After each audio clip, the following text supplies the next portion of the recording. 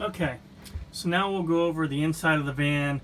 Power control center. This controls all of the power to the display area, whether you're on shore power or generator power, and also has some digital functions to let you see what the readouts are, and some inverters and converters to help control battery charge and interior outlet control as well. So first off, we'll show you shore power. As you can see, I've already got the van on.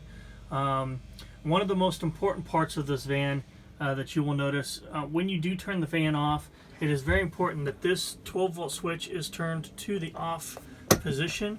This kills all 12 volt operation in the van, therefore not draining your batteries while the van is either plugged in or sitting still. So once this is turned off though, if the van is plugged in, it will not charge your batteries. You do have to have this on in order for your batteries to charge. Next, you'll move over to your switches. The first one is right here. This is your shore power. You'll see by the green light being lit up. If for some reason you use this, which will be very rare, unless you are in an indoor event, you will almost always use your generator switch, which that operation is relatively simple. To switch from shore power to generator, you basically flip the breakers off. You then slide this slide panel over and kick on the generator. That only turns the power on. To operate the generator, you'll see this on-off button. It says generator. You will click this to the on. It will fire up the generator, and whatever breakers are on will automatically come on. You do not want to fire this generator up with the air conditioner on. The air conditioner must be off when the generator is first going through its initial startup. Once the generator is up and running, then you can click on AC1 and AC2 at separate times, usually about 5 to 10 seconds apart, just to give them time to boot up and get the compressors running. But since we are on shore power today, I will go ahead and switch it back over to shore power so you can see the operation of how everything works. Alright, so you are now on shore power. You will see there's an hour meter here that will go over the hours of the generator running. You typically want to have your generator serviced at about every 100 to 150 hours. That will go on video 4. I'll show you where the generator is located and what needs to be checked and serviced on the generator at every 100 to 150 hours. So we'll move to the breakers. You have your PC1, PC3, AC1, and outlet, which are interior van outlets.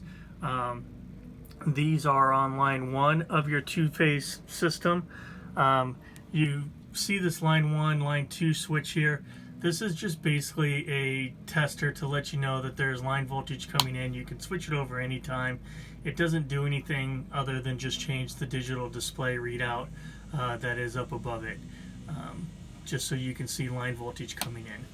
On line 2, you will see PC2, AC2, interior outlets, and more exterior van outlets that are in the cab of the van.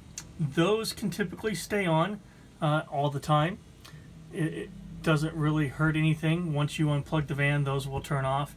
As long as no computers are plugged into them, they will not harm anything. Now mind you, if you do have computers plugged in on the inside of the showroom floor area, you will want to turn these breakers off. Otherwise you could create a power surge and burn your computers up, because these are like power strips in that sense, or your regular home breakers. So as you can see, the green light indicates that it is on. If there is no light, that means that it is not on and not operating. So if you move to the right side of the panel, you'll see the 12 volt operation. You'll see several switches. The 13.3 is the line voltage that is coming in to the 12 volt side. This is maintained by your charging system, which is this inverter and this inverter. Both of those need to be on. You'll push this yellow button here and you'll see a bunch of lights flash, as I will indicate right now. You'll see all the lights light up. It'll go through its check and then it'll see the green light go up. If that ever falls lower than the recommended amount, which is usually around 11.3, 11.4. A lot of your 12 volt system will not work, and therefore it needs to be charged. And the only way to charge consistently is either to plug the van in or have the generator running as needed. This inverter is a backup converter that does also operate some of the interior outlets on 12 volt. Not necessarily needed, but I do turn it on to also help regulate battery charge and to use battery length